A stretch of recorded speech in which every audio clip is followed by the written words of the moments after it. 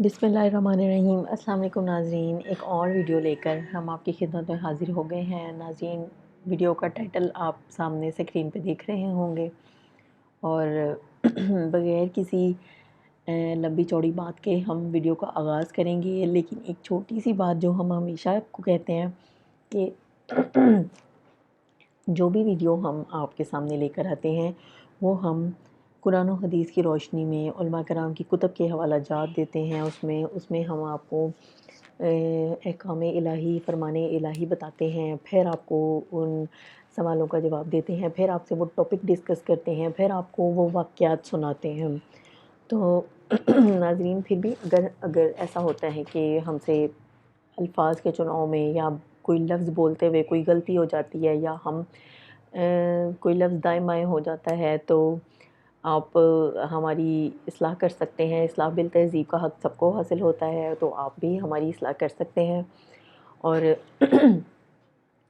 इसके अलावा आप हमें बता सकते हैं कि आपको कौन से टॉपिक्स पर वीडियोज़ चाहिए और हम कौन से टॉपिक डिस्कस करें।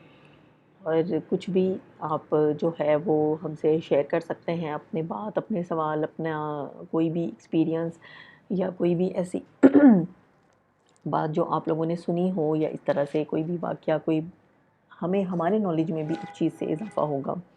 और हम हमेशा ये कहते हैं कि दूसरों के साथ ज़रूर शेयर किया करें ताकि ये नॉलेज बढ़ता रहे, इसका सिलसिला बढ़ता रहे, क्योंकि ईमान को मज़बूत करने की ज़रूरत है और अपना ईमान ताज़ा करने की, इसमें बढ़ावा देने की ज़रूरत है। अपनी आखिरत, अपनी आक़िबत को सँवारने की ज़रूरत है, जो कि हम कुरान और हदीस की रोशनी में ही कर सकते हैं। तो नाज़रीन, टॉपिक का स्टार्ट करते हैं और ये है दुआए कनूत का हदीस से सबूत। तो सवाल पूछा गया था कि ये जो हम नमाज़ वितर में पढ़ते हैं, जो दुआए कनूत पढ़ते हैं, ये हदीस से साबित होती है? तो किसी ने कहा है कि ये दुआ नहीं पढ़नी चाहिए। हम इसका जवाब इनको बताते हैं कि पहली बात तो ये है कि मज़कूरा दुआए कनूत किसी हदीस से साबित ना भी हो, तो भी ये कहना दुरुस्त नहीं कि ये दुआ नहीं पढ़नी चाहिए, क्योंकि दुआए कनूत के लिए कोई मख़सूस दुआ पढ़ना शरअन लाज़िम नहीं। और दूसरी बात ये कि ये कहना कि मज़कूरा दुआ हदीस से साबित नहीं, ये बात भी दुरुस्त नहीं, क्योंकि मज़कूरा दुआए कनूत मजमूई तौर पर अहादीस की किताब में मज़कूर है। ये अलग बात है कि कुछ अल्फाज आगे पीछे हैं, कुछ अल्फाज दीगर रवायात में मज़कूर हैं, और अगर एक आधा लफ्ज़ किसी रिवायत में मज़कूर ना भी हो तो वो इस दुआ के मजमूई तौर पर अहादीस से साबित होने के ख़िलाफ़ नहीं है। फिर आगे अगर हम जाएँ तो फ़तावी महमूदिया में भी इसके बारे में सवाल किया गया।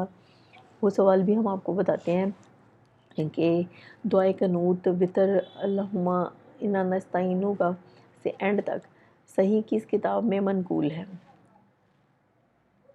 तो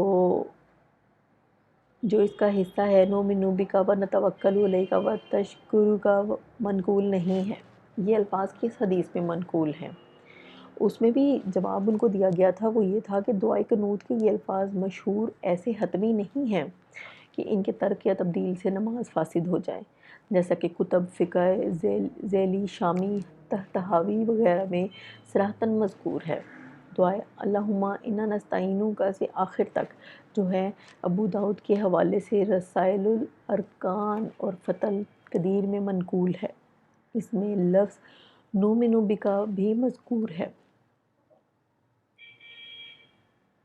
और बहकी, इब्ने अबी शैबा वगैरह से भी इस दुआ को नक़ल किया है और इसके अल्फाज में भी कुछ फ़र्क है। इसके एक शरह हसन हुसैन में लिखा है कि लफ्ज़ नशकुरु का इस दुआ में रवायतन साबित नहीं। लफ्ज़ नतवक्कलु अलैका भी किसी रवायत में नहीं मिला।